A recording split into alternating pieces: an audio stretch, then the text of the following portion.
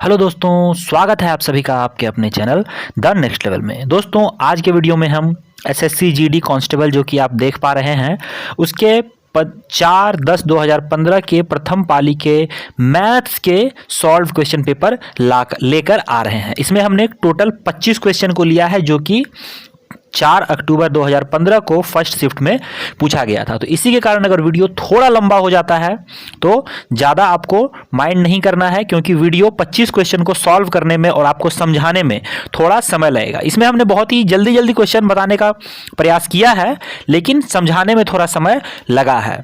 Shortcut tricks के साथ बताया गया है।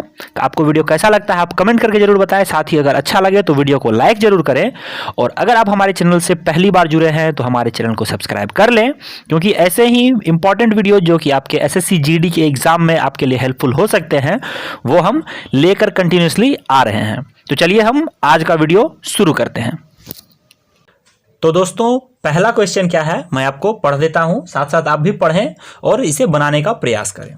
तो पहला क्वेश्चन है कि एक फल विक्रेता को एक निश्चित मूल्य पर आम बेचने पर 25% का लाभ होता है। यदि वह प्रत्येक आम पर 1 रुपए अधिक वसूले तो उसे 50% का लाभ होगा। आम की कीमत कितनी थी, यानी कि प्रारंभ में शुरू में आम की कीमत कितनी थी। तो इसे हम कैसे बनाएंगे? तो सबसे पहले आपको समझना यह जरूरी है कि कभी भी कोई भी चीज जब कॉस्ट प्राइस पे बेची जाती है तो उसका अर्थ होता है वो 100 है। अगर आपने कभी पढ़ा होगा तो आपके टीचर्स ने जरूर आपको बताया होगा, और कभी नहीं आपने इसके बारे में जाना है तो आज जान लीजिए। और जो सेलिंग प्राइस होता है तो वो होता है 100 प्लस प्रॉफिट।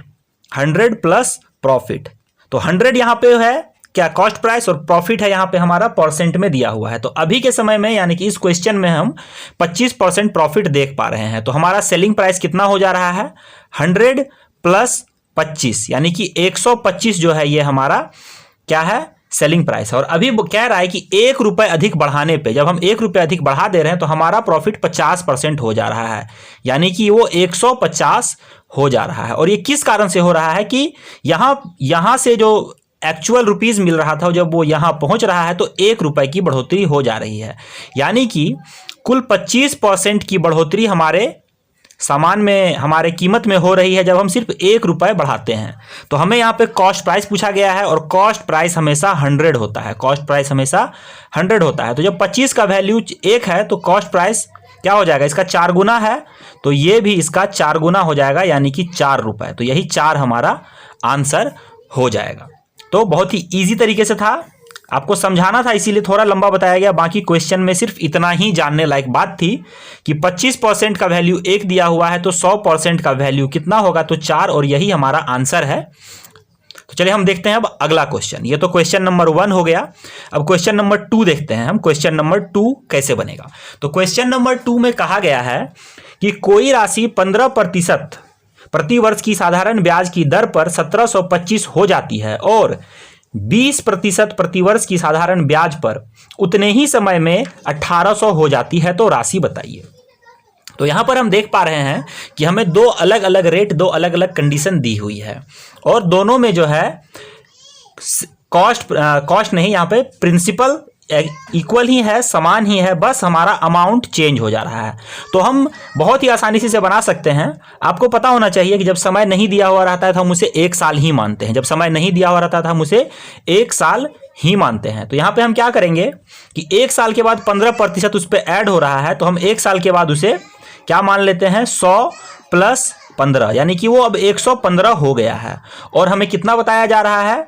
वो 1725 हो जा रहा है। यहां पे जब ये 115 हो रहा है तो 115 का वैल्यू 1725 हो रहा है। तो हमें प्रिंसिपल निकालना है। तो प्रिंसिपल को हमने शुरू से ही 100 माना हुआ है, तो 100 हम निकालेंगे।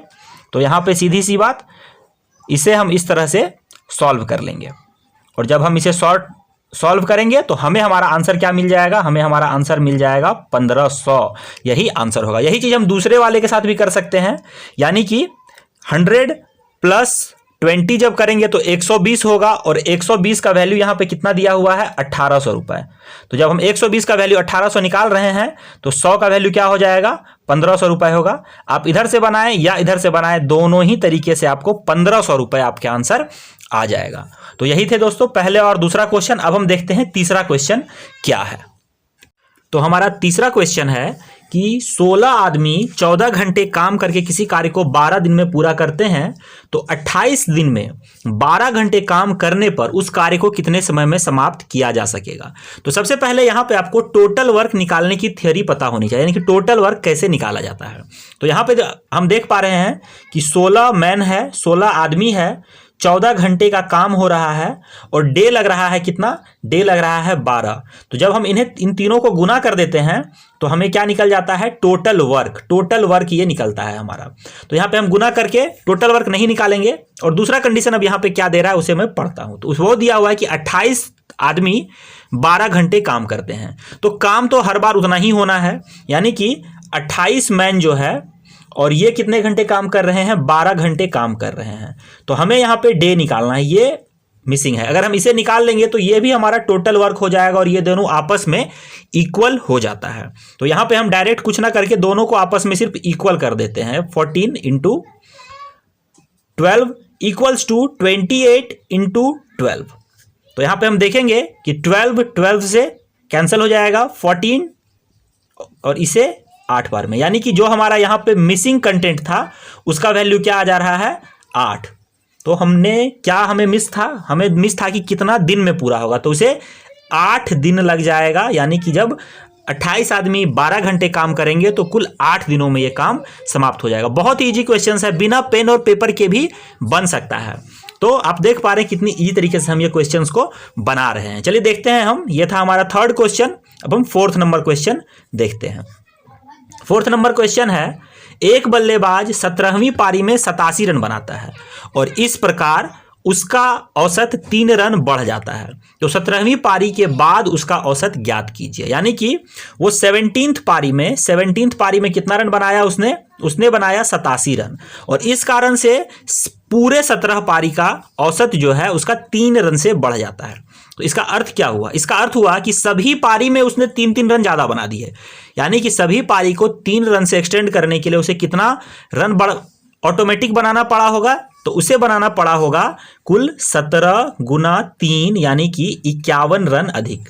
यानी कि अगर वो 51 रन कम बनाता तो उसका जो औसत है वो उतना ही रहता जितना पहले था, लेकिन उसने 51 रन ज़्यादा बनाए। तो 51 रन ज़्यादा बनाए, तो अगर हम 51 रन उसके इस बार के बनाए गए रन्स में से घटा देते हैं, यानी कि 87 में से घटा देते हैं, तो हमें 17 पारी से पहले कितना औसत था वो पता चल जाएगा। तो हम यहाँ पे वही करते हैं। तो 87 में से हम 51 को देते हैं घटा, तो हमें क्या मिल जाता है, हमें मिल जाता है 36। यानी कि 16वीं पारी तक उसका औसत कितना था, 36। लेकिन क्वेश्चन में ऐसा बताया गया है कि 17वीं पारी में उसने जो 87 रन बनाए हैं, तो इस कारण से 3 रन उसका औसत बढ़ जाता है। तो हम यहाँ पे 3 ऐड कर देंगे और ये अब मेरा हो जाएगा 39, और यही 39 हो जाएगा मेरा 17वीं पारी के बाद। यानी कि 17 पारी में उसका औसत कितना हो जाएगा, 39, और यही हमारा आंसर है। बहुत ही इजी था, बस आपको सिर्फ कंसेप्ट समझना है और बिना पेन पेपर के भी आप कर सकते हैं। मैथ्स के ज़्यादातर क्वेश्चन जो खास करके एसएससी जीडी या किसी दूसरे एग्जाम में भी पूछे जाते हैं, अगर आपको सिर्फ कंसेप्ट पता है तो आप बिना पेन और पेपर के भी उसे कर सकते हैं। चलिए देखते हैं हम अगला क्वेश्चन। हमारा अगला क्वेश्चन है, प्रिज्म से रिलेटेड है। लोहे से बने एक ठोस सम प्रिज्म में 5 सेंटीमीटर, 10 सेंटीमीटर, 13 सेंटीमीटर भुजाओं वाले और 10 सेंटीमीटर ऊंचे त्रिभुज की अनुप्रस्थ काट है।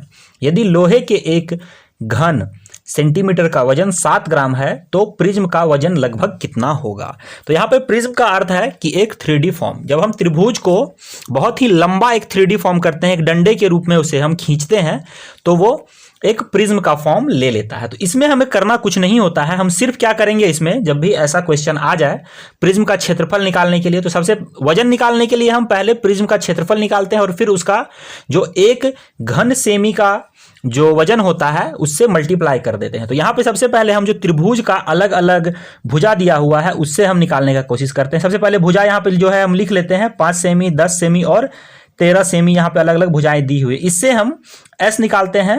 हेरोन का जो फॉर्मूला होता है उससे हम त्रिभुज का सूत्र, त्रिभुज का फॉर्मूला क्षेत्रफल निकालेंगे। तो इसमें हम क्या करेंगे, 5 + 13 + 10 डिवाइड बाय 2 करेंगे, तो यहाँ पे हमारा एस क्या आ जाएगा, 14।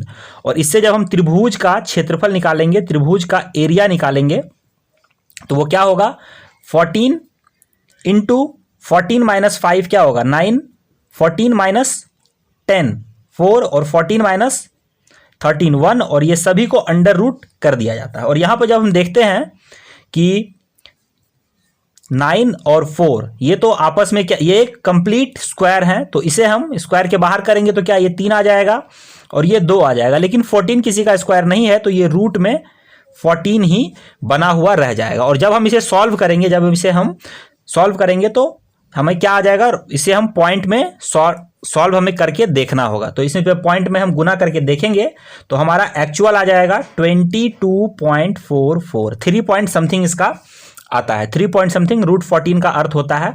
तो ये हमारा हो गया त्रिभुज का फॉर्मूला। और जब अब हमें प्रिज्म का हमें निकालना है क्षेत्रफल, प्रिज्म का क्षेत्रफल, तो हमने लंबाई देखी थी कि प्रिज्म की लंबाई 10 सेंटीमीटर दी हुई थी, तो इसे हम 22.44 को 10 से मल्टीप्लाई कर देते हैं तो ये हमारा प्रिज्म का जो क्षेत्रफल है वो आ जाएगा। और इसके बाद जब हमें वजन निकालना है तो वजन हम किस प्रकार से निकालेंगे, जो 1 घन सेमी का होता है, तो 1 घन सेमी का कितना दिया हुआ था 7 ग्राम। तो यहीं पे हम करेंगे, मेरे पास 224.4 घन सेमी दी हुई है, तो इसका कितना वजन हो जाएगा, तो इसका वजन हो जाएगा 224.4 इंटू 7 ग्राम। तो इसे जब इससे गुना करेंगे तो हमारा आएगा 1570.8 ग्राम और यही हमारा आंसर हो जाएगा। ये एक थोड़ा सा अलग टॉपिक है, जब मैं इसका एक चैप्टर पढ़ाऊंगा तो फिर आपको इससे भी बनाने में कोई दिक्कत नहीं होगी। चलिए, आई होप आपको समझ में आया होगा। देखते हैं हम अगला क्वेश्चन। अगला प्रश्न है 2,43,000 को किस लघुत्तम संख्या से विभाजित किया जाए कि भजनफल एक पूर्ण घन संख्या आ जाए। यानी कि यहाँ पे आपको 4 ऑप्शन दिए हैं, उसमें से कौन सबसे छोटा है, जिससे हम अगर डिवाइड करें तो जो डिविजिबल करने पे जो अंक आएगा वो हमें एक पूर्ण घन के रूप में चाहिए। तो हम ज़्यादा कुछ हम नहीं करते हैं, डायरेक्ट हम क्या करते हैं कि ऑप्शन वाइज हम डायरेक्ट यहाँ पे डिवाइड करना शुरू करते हैं। सबसे पहले 1 है, तो अगर हम 1 से डिवाइड करेंगे तो ऑप्शन जो आंसर है वो 243,000 ही आएगा, जो कि एक कंप्लीट घन नहीं है, कंप्लीट क्यूब नहीं है, तो ये नहीं हो पाएगा। अगर हम इसे 3 से डिवाइड करें तो 243 को जब 3 से डिवाइड करेंगे तो ये मेरा आ जाएगा 81।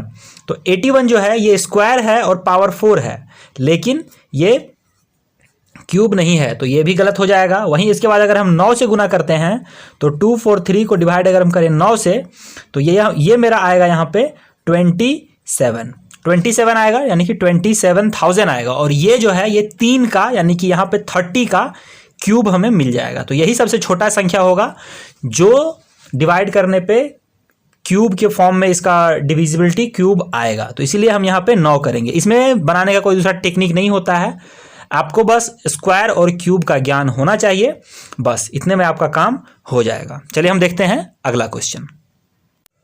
हमारा अगला प्रश्न जो है वो एक डेटा इंटरप्रिटेशन से है। डेटा इंटरप्रिटेशन से क्वेश्चन दिया हुआ है, यहाँ पे आपने देख पा रहे हैं कि IQ स्कोर दिया हुआ है और उससे रिलेटेड जो कितने अंक बच्चे हैं वो दिया हुआ है। जैसे कि 80 से 90 जिसका IQ है वो उन बच्चों की संख्या 6 है।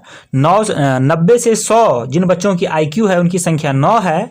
100 और 110 के बीच की जो IQ है उसकी बच्चों की संख्या 16। 110 से 120 के बच्चे हैं 13।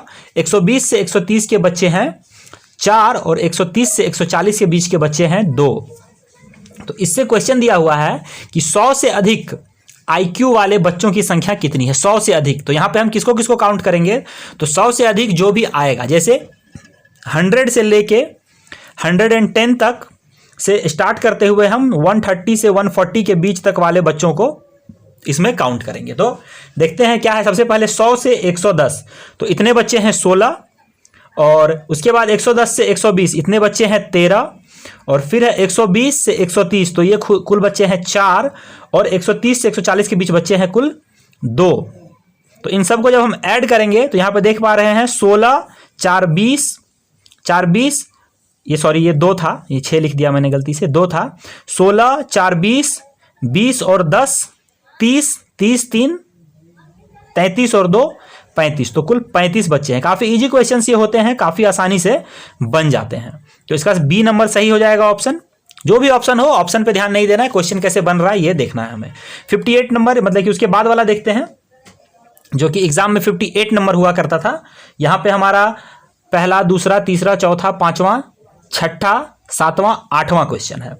तो आठवां यहां पे है 140 IQ स्कोर लाने वाले बच्चों की संख्या कितनी है? 140। तो हम 130 से 140 के बीच में यहां पे दिया हुआ है, तो डायरेक्ट 140 हम नहीं ज्ञात कर सकते हैं। तो इसीलिए ऑप्शन नंबर डी जो यहां पे दिया हुआ है कि ज्ञात नहीं कर सकते, या दिया हुआ आंकड़ा दिए हुए आंकड़ों से ज्ञात नहीं कर सकते, ये हो जाएगा डी नंबर, आंकड़ों से ज्ञात नहीं कर सकते, यही इसका आंसर हो जाएगा, करेक्ट आंसर यही हो जाएगा।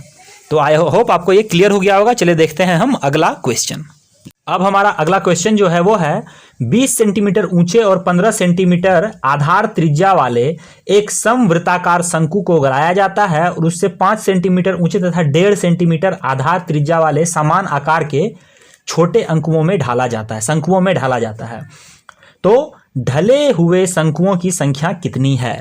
तो यहाँ पे एक शंकु से दो प्रकार के अलग अलग शंकु बनाए जा रहे हैं, यानी कि पहले एक बड़ा वाला शंकु था, उससे छोटा छोटा शंकु बनाया जा रहा है। तो इसे बनाने की जो आसान सी प्रक्रिया है वो मैं आपको बता दे रहा हूं। उसे सिंपल तरीके से बनाया जाता है कि पहले वाले का हम आयतन निकालते हैं, उसको डिवाइड कर देते हैं जो छोटा वाला शंकु का आयतन है उससे। तो सिंपल सा शंकु का आयतन अगर आपको पता है, जानकारी है, तो ये पाई r² h होता है। तो बड़ा वाला क्या हो जाएगा? पाई, और यहाँ पे सॉरी 1/3 भी होता है, ये बेलन का था, और उसमें जब 1/3 करते हैं तो हम वो शंकु हो जाता है। तो बड़ा वाला का क्या हो जाएगा? 1/3 इंटू पाई इंटू यहाँ पे r क्या है? तो r यहाँ पे 15 है, तो 15 दो बार हम लिखेंगे, और यहाँ पे h है 20, और इसको डिवाइड कर देंगे हम किससे? छोटा वाले से। तो छोटा वाला का भी वही 1/3 इंटू पाई होगा ही, और यहाँ पे 1.5 दिया हुआ था, यहाँ पे हमारा ऊंचाई रेशियो, और ऊंचाई यहाँ पे दिया हुआ है 5 सेंटीमीटर। तो इससे हम 1/3 से कट हो जाएगा, पाई से कट हो जाएगा, और यहाँ पे 1.5 जो है इसे 10 टाइम्स में कट करेगा, ये भी 1.5 इसे 10 टाइम्स में कट करेगा, और ये इसे 4 टाइम्स में कट करेगा। तो हमें टोटल जो हमारा आंसर मिल जाएगा वो मिल जाएगा यहाँ पे 400। यानी कि जब हम बड़े वाले शंकु से छोटा वाला शंकु बनाएंगे तो कुल 400 ऐसे शंकु हमें मिलेंगे, कुल ऐसे 400 शंकु मिलेंगे। तो यही हमारा आंसर हो जाएगा, option number D correct answer है। चलिए देखते हैं हम आगे अगला क्वेश्चन। अब हमारा अगला प्रश्न है कि ए और बी की औसत आय 200 है। तो यहाँ पे हम लिख लेते हैं ए और प्लस बी की एवरेज है 200, और उसके बाद दिया हुआ है सी और डी का जो एवरेज है ये है 250।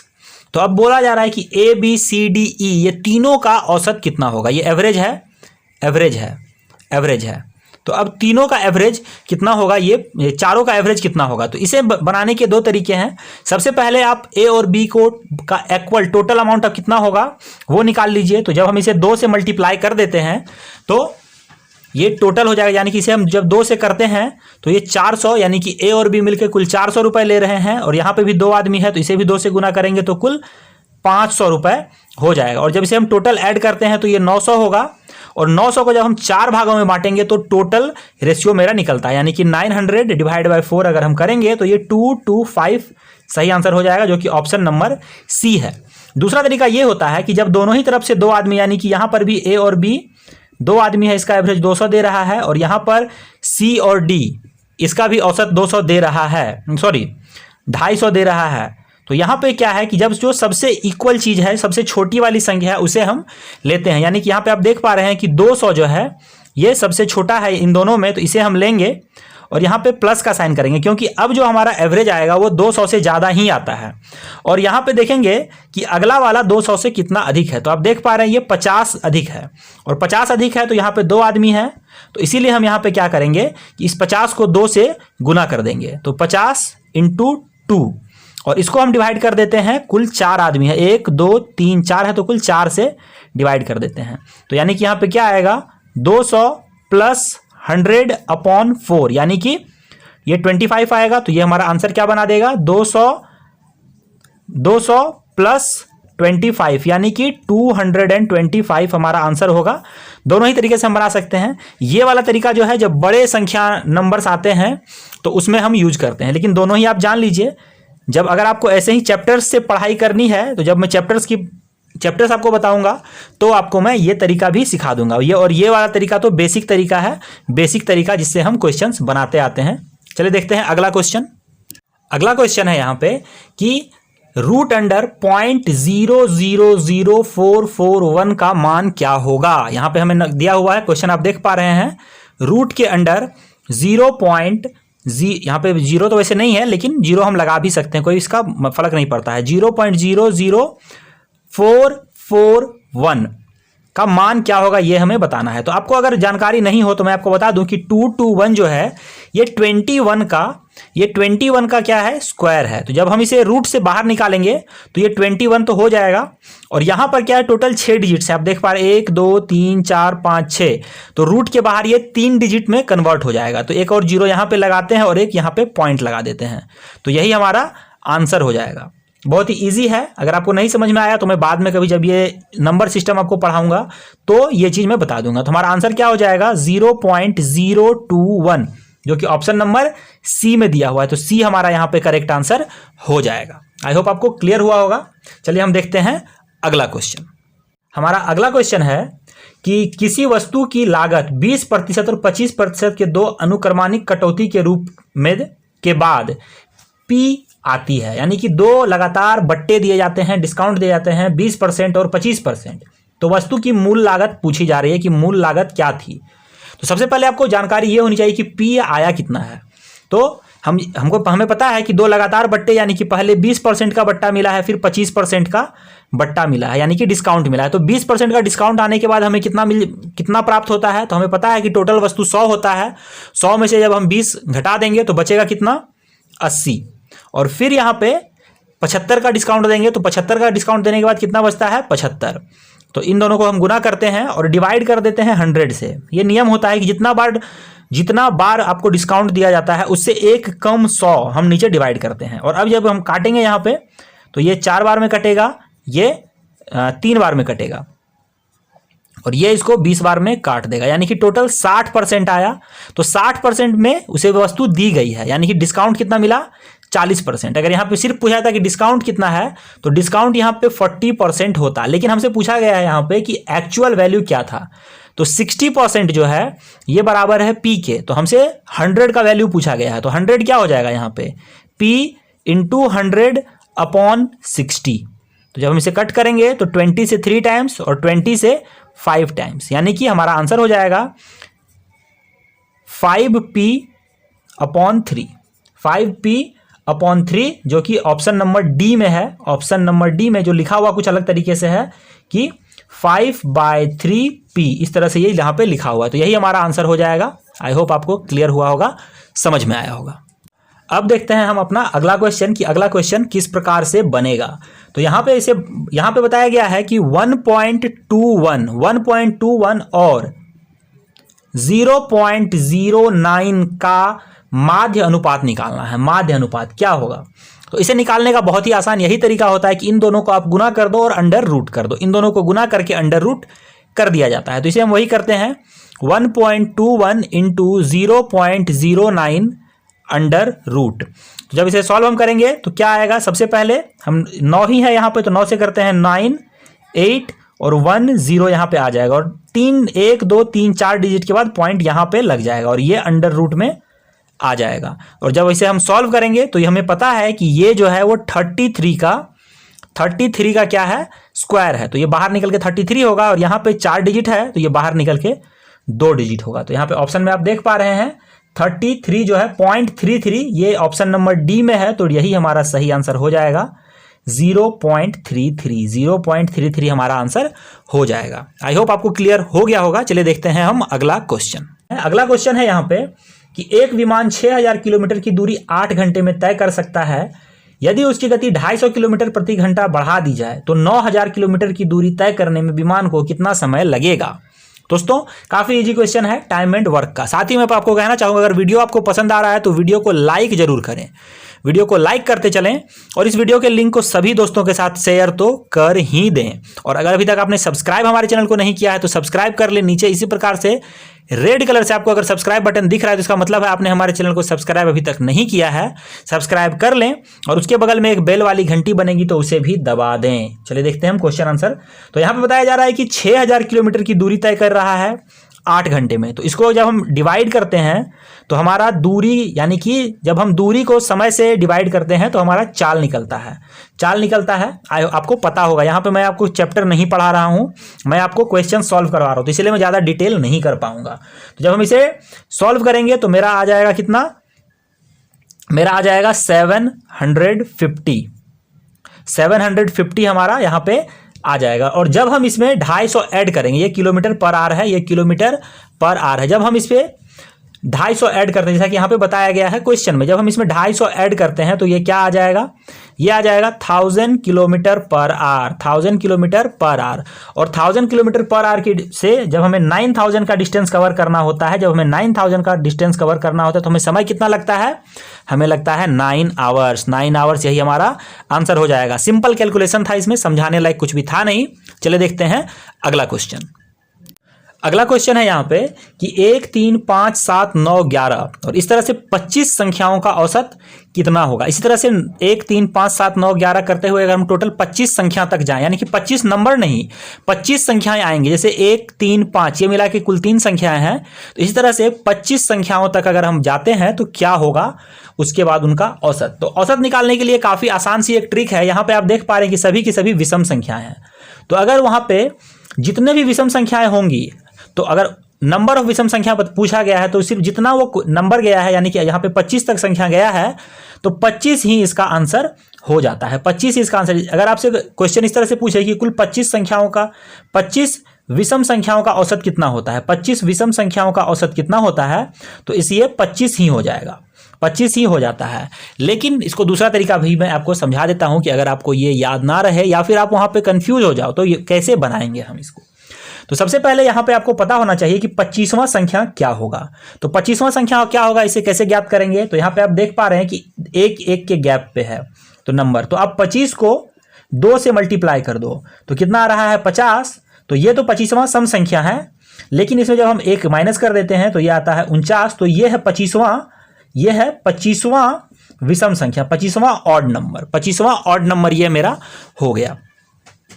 ये हमारा है 25वां ऑड नंबर। अब मेरे पास पहला ऑड मेरा क्या है 1, 25वां ऑड क्या है 49 और इसको डिवाइड कर देंगे 2 से तो ये हमारा आ जाएगा टोटल कितना 50/2 यानी कि 25। यही हमारा आंसर आ जाएगा। ये बड़ा से बड़ा संख्या जो है, जो एवरेज का होता है, इस तरह से सॉल्व किया जाता है। आपको इसकी जानकारी जरूर होगी, आपने इसे जरूर पढ़ा होगा। अगर नहीं पढ़ा है तो आप मुझे कमेंट जरूर करें।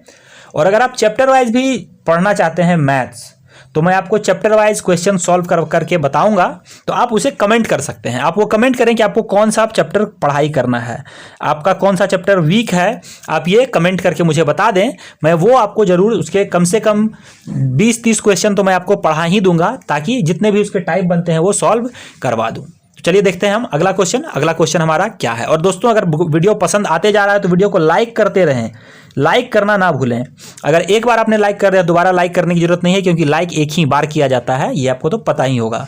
एक बार अगर वो ब्लू दिख रहा है बटन तो उसे दोबारा प्रेस ना करें, उसे बस वैसा ही रहने दें। और सब्सक्राइब कर लें, सब्सक्राइब भी एक ही बार किया जाता है। अगर एक बार आप सब्सक्राइब कर लेंगे तो उसके बाद आपको लाइफ टाइम वीडियोज मिलते रहेंगे, वो भी बिल्कुल फ्री।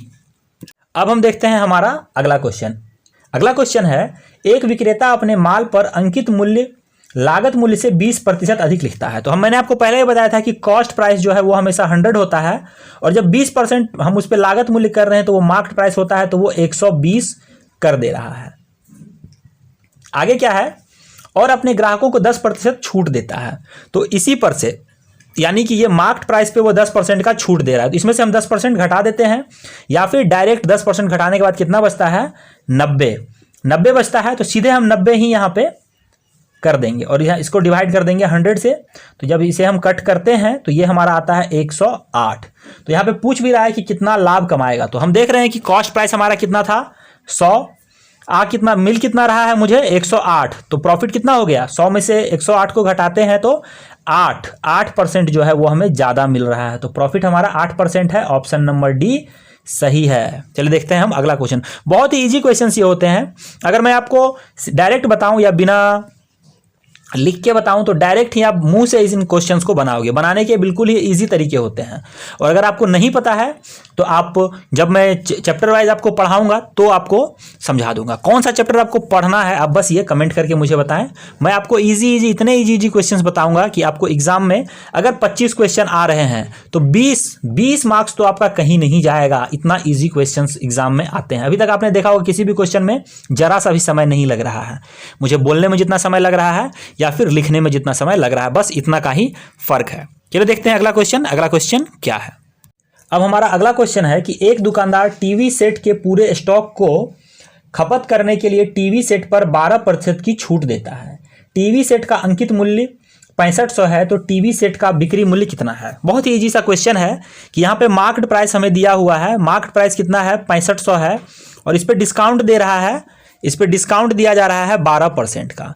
तो यहाँ पे सेलिंग प्राइस पूछा गया है, सेलिंग प्राइस बिक्री मूल्य। तो सेलिंग प्राइस हम क्या करते हैं, मार्केट प्राइस में जब डिस्काउंट माइनस कर देते हैं तो सेलिंग प्राइस। तो सीधी सी बात है, मैं यहाँ पे कुछ माइनस नहीं करूंगा, डायरेक्ट अगर हम यहाँ पे 100 में से 12 को घटा दें तो कितना मिलेगा, 88। तो यही हमारा सेलिंग प्राइस है। तो डायरेक्ट हम 6500 का हम डायरेक्ट क्या करेंगे, 88% निकाल लेंगे। 6500 का 88% जब इसे कट करते हैं हम तो हमें मिल रहा है क्या, अब हम ये कट हो गया यानी कि 65 × 88। तो हमारा क्या आंसर हो जाएगा, यहाँ पे जब इसे गुना करेंगे तो ये 5720 हमारा आंसर हो जाएगा, जो कि ऑप्शन नंबर ए में दिया हुआ है। आई होप आपको क्लियर होगा और कैलकुलेशन तो आपको आता ही होगा, बहुत ही ईजी होते हैं ये कैलकुलेशंस। चलिए हम अगला क्वेश्चन देखते हैं। अगला क्वेश्चन क्या है। दो व्यक्तियों की आयु का अनुपात 5:9 है तो उनमें से एक की आयु दूसरे से 40 वर्ष अधिक है तो उसकी आयु का योग कितने वर्ष होगा, उन दोनों की आयु का योग कितना होगा। तो यहाँ पे आप देख पा रहे हैं कि एक की आयु 5 बताई गई है, दूसरे की आयु 9 बताई गई है। दूसरे की आयु क्या, 9 बताई गई है। तो और इनके बीच का अंतर बताया गया है कि एक का जो एज है वो दूसरे से 40 वर्ष अधिक है। तो यहाँ पे इन दोनों के बीच अंतर कितना है, इन दोनों के बीच का अंतर है 4 और एक्चुअल में कितना अंतर है, 40। तो यानी कि 4 का वैल्यू 40 के बराबर है। तो 4 का वैल्यू अगर है 40 तो हमें दोनों का रेशियो निकालना है। तो ये 5 और 9 होता है 14। तो 14 का क्या हो जाएगा, 140। तो यही हमारा आंसर हो जाएगा, दोनों का रेशियो 140 है। बहुत इजी तरह से एज के क्वेश्चंस तो इतने इजी और मक्खन तरीके से बनते हैं कि अगर आपने बनाया होगा तो आपको पता ही होगा। चलिए देखते हैं हम अगला क्वेश्चन। किसी वस्तु को 25% की छूट पर 3600 में बेचा गया तो उसका अंकित मूल्य कितना था। यानी कि छूट के बाद, यानी कि मेरा डिस्काउंट कितना है, डिस्काउंट है 25% डिस्काउंट है। तो और इसे बेचा कितना गया, यानी कि सेलिंग प्राइस कितना रखा गया है, तो ये रखा गया है मेरा 3600। तो यहाँ पे मार्केट प्राइस पूछा गया है, मार्केट प्राइस पूछा गया है क्या है। तो बहुत ही इजी ये क्वेश्चन है, अगर आप चाहें तो बिना पेन पेपर के कर सकते हैं। तो यहाँ पर अगर हम देखें कि ये डिस्काउंट है तो डिस्काउंट अगर 25% दे दिया तो बचा कितना, 75। बचा कितना, 75। तो 75 का वैल्यू इतना है तो 100 का वैल्यू कितना होगा, आप इस तरह से भी इसे निकाल सकते हैं। तो वही हम करते हैं, 75 का वैल्यू क्या दिया हुआ है, 3600। तो 100 का वैल्यू क्या है, तो यहाँ पे 4800 आंसर मेरा हो जाएगा। दूसरा तरीका ये भी है कि अगर आप देखें 25 और यानी कि 75 और 100 के बीच का रेशियो, 75 क्या है, 75 है 3, 100 है 4। तो जिसके टेबल में ये 3 बार में आएगा उसी का टेबल अगर हम 4 बार पढ़ दें तो ये आ जाएगा। जैसे कि 12 का टेबल अगर हम 3 बार पढ़ें तो 12 × 36 होता है, तो 12 चौके 48। इस तरह से भी हम बना सकते हैं और भी बहुत सारे तरीके होते हैं रेशियो मेथड्स में जिससे आप बना सकते हैं। फिलहाल हम इसी को देखते हैं। अगला क्वेश्चन देखते हैं। अगला क्वेश्चन है कि राजा किसी कार्य को 20 दिन में समाप्त करता है। तो राजा 20 दिन में खत्म कर रहा है और रमेश दिया हुआ है कि ये 25 दिन में कार्य को समाप्त करता है। रमेश 25 दिन में करता है और शुरुआत कौन कर रहा है, रमेश, और काम को 10 दिन ये कर लेता है। रमेश ने कार्य को 10 दिन में किया तो 10 दिन में करने पर कितना काम हो गया, तो ये 10/25 काम इसने कंप्लीट कर दिया। तो बचा कितना, बच गया इसके बाद 15/25 काम जो है वो बच गया। 15/25 काम बच गया और इसके बाद अब बोला जा रहा है कि राजा भी काम में शामिल हो गया। तो टोटल काम अब कितने समय में खत्म होगा, पूरा काम कितने दिन में खत्म होगा, ये पूछा गया है। तो कुछ नहीं, डायरेक्ट हम इसे इन दोनों के साथ में गुना कर देते हैं।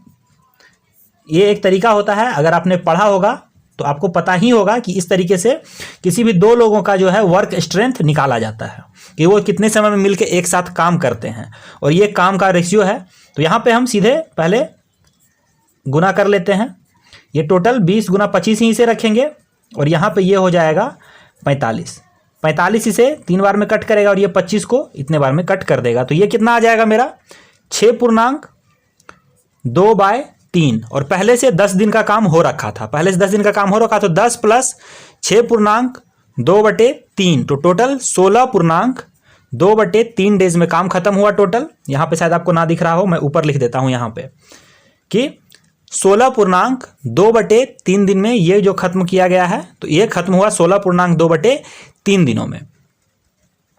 अब आपको दिख रहा होगा 16.2/3 में दिख रहा होगा, तो यही हमारा आंसर हो जाएगा जो कि ऑप्शन नंबर ए में दिखा गया है। बहुत ही इजी ये क्वेश्चन है, ज़्यादा टफ नहीं है। अगर आपको समझ में नहीं आया तो आप मुझे बताएंगे, मैं आपको एक बार फिर से जब अगला वीडियो लेके आऊँगा तो उसमें ये समझा दूंगा। और जो चैप्टर में आपको जो क्वेश्चन में आपको प्रॉब्लम हुई है समझने में, वो आप मुझे ज़रूर कमेंट कर दें, ताकि मैं सिर्फ उन्हीं वही क्वेश्चंस पे आपको वीडियो अलग से बना दूं। क्योंकि वीडियो 25 क्वेश्चन है, बनाने में समय लग रहा है, वीडियो लंबा हो रहा है, तो इसीलिए मैं हर क्वेश्चन पे उतना लंबा फोकस तो नहीं कर पाऊंगा।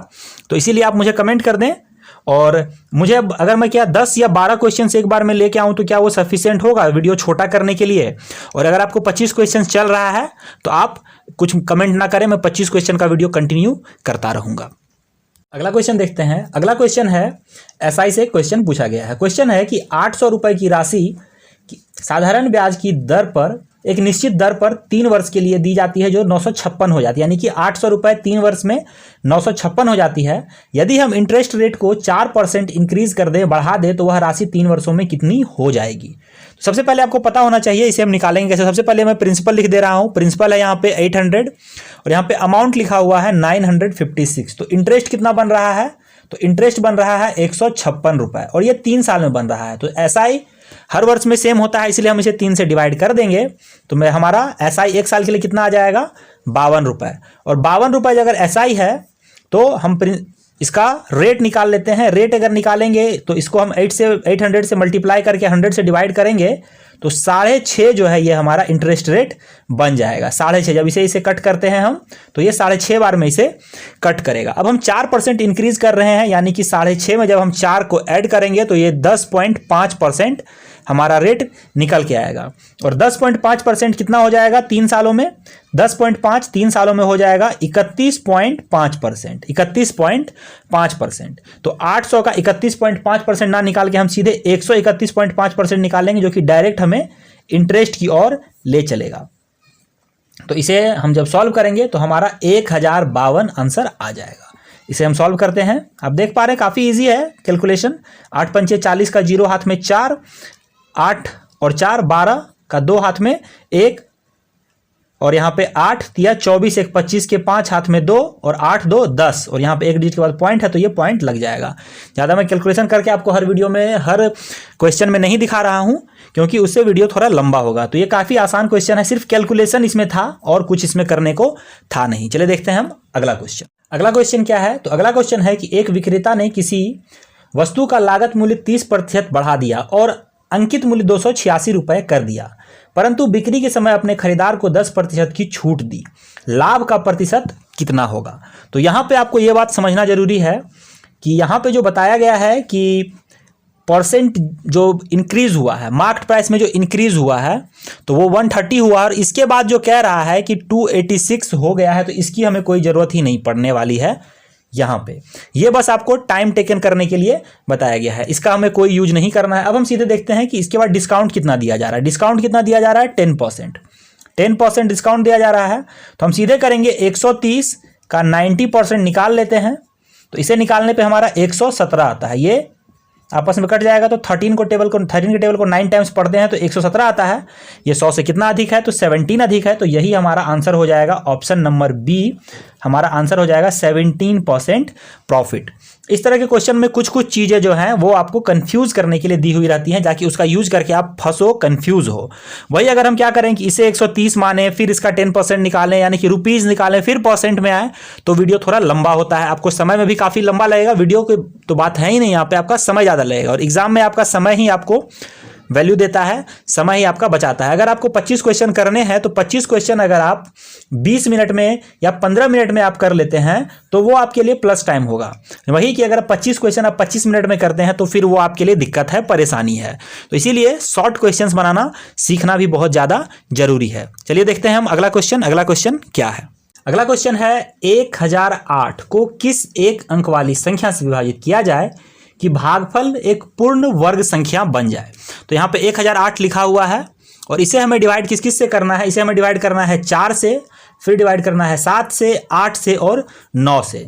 तो इसे मैं इसका आंसर आपको नहीं बताऊंगा, इसे मैं सिर्फ आपको बता दूंगा कि इसे डिवाइड करने पे कितना आएगा। अगर हम 4 से डिवाइड करते हैं तो ये आता है 252। अगर 7 से डिवाइड करते हैं तो आता है 144। अगर 8 से डिवाइड करते हैं तो आता है 126 और 9 से डिवाइड करते हैं तो आता है 112। तो इन चारों में कौन एक परफेक्ट वर्ग है ये आप मुझे कमेंट करके बताएं। कौन परफेक्ट वर्ग है ये आप कमेंट करें। इतना इजी क्वेश्चन तो आपको कभी मिला ही नहीं होगा आज तक। इस तरह के इजी क्वेश्चंस पूछे जाते हैं। तो क्या है इसका सही आंसर वो मुझे आप ही बताएंगे। ऑप्शन ए है, ऑप्शन बी है, ऑप्शन सी है या ऑप्शन डी है। आप जल्दी से कमेंट करें और वीडियो अगर पसंद आ रहा है तो लाइक तो करते ही चलें। लाइक करना बहुत जरूरी है अगर आपने अभी तक लाइक नहीं किया है तो, और अपने सभी दोस्तों में ये इस वीडियो को शेयर भी कर दें। तो चलिए देखते हैं, आखिरी के 2 क्वेश्चन बच गए हैं, उनको भी जल्दी से निपटा लेते हैं। क्वेश्चन है, एक कॉलेज में हुए चुनाव में एक उम्मीदवार को 62% मत प्राप्त हुए, उसे 144 मतों के अंतर से चुना गया। डाले गए मतों की कुल संख्या कितनी है? यानी कि अगर हम 2 उम्मीदवार मान लें कि एक उम्मीदवार है ए जिसे 62% अंक प्राप्त हुए और एक उम्मीदवार है बी जिसे 38% अंक प्राप्त हुए, क्योंकि एक को 62% मिला है तो दूसरे को 38% ही मिलेगा। तो टोटल जो वोट हुआ उसमें से इसे 144 मत ज्यादा मिले हैं, यानी कि इसे उतने कम मिले हैं। तो दोनों का अंतर कितना है? 144। अगर हम इन दोनों का एक्चुअल में अंतर देखें तो कितना हो रहा है? तो जब हम इन दोनों को घटाते हैं तो 12 में से 8 जाएगा तो 4 और यहाँ पे 2, यानी कि 24% इन दोनों का अंतर है। और इसका वोट में कन्वर्जन कितना है? 144। तो यदि 24% का वैल्यू है 144 तो 100% यानी कि कुल वोट कितना हो जाएगा? तो 24 को जब हम 6 से गुना करते हैं तो आता है 144, इसीलिए हम 100 को भी 6 से गुना करेंगे तो हमारा आ जाएगा 600 आंसर, जो कि ऑप्शन नंबर ए है। जो कि ऑप्शन नंबर ए है, 600 इसका सही आंसर हो जाएगा। कुल मत 600 पड़े हैं। आई होप आपको क्लियर हुआ होगा। इजी क्वेश्चन था ये। हमारा अगला क्वेश्चन है कि एक छात्र अपने घर से 2.5 किलोमीटर प्रति घंटे की चाल से गति से चलकर अपने स्कूल 6 मिनट की देरी से पहुंचता है। अगले दिन वह उसी समय घर से चलता है और अपनी गति 1 किलोमीटर प्रति घंटा बढ़ा लेता है और वह 6 मिनट पहले पहुंच जाता है। स्कूल और उसके घर के बीच की दूरी कितनी है? तो इसके लिए सिंपल सा एक फॉर्मूला होता है। तो यहाँ पे मैं आपको डिस्टेंस निकालने का सीधा फॉर्मूला बता देता हूँ कि speed 1 into speed 2 divided by speed 2 minus speed 1 into जो टाइम लग रहा है T1 plus T2 divide by 60। जब इसे हम सॉल्व करेंगे तो हमारा डिस्टेंस डायरेक्ट आ जाता है। वैसे ही मैं क्वेश्चन सॉल्व कर रहा हूँ इसीलिए आपको ये तरीका बता दे रहा हूँ, लेकिन इसको समझ के एक दूसरे तरीके से भी किया जाता है जिसमें कोई फॉर्मूला नहीं लगता है, तो वो मैं आपको यहाँ पे नहीं बता पाऊंगा, क्योंकि उसे समझाने के लिए मुझे सिर्फ उसी क्वेश्चन को समझाने के लिए 5-7 क्वेश्चन के साथ आपको समझाना होगा, तब जाके आपको समझ में आएगा, क्योंकि एक क्वेश्चन से समझाने में काफ़ी ज़्यादा समय लग जाएगा। तो चलिए देखते हैं, हम इसे सॉल्व करते हैं। तो पहले जो स्पीड 1 था वो कितना था? वो था 2.5 था और बाद में हो गया 3.5।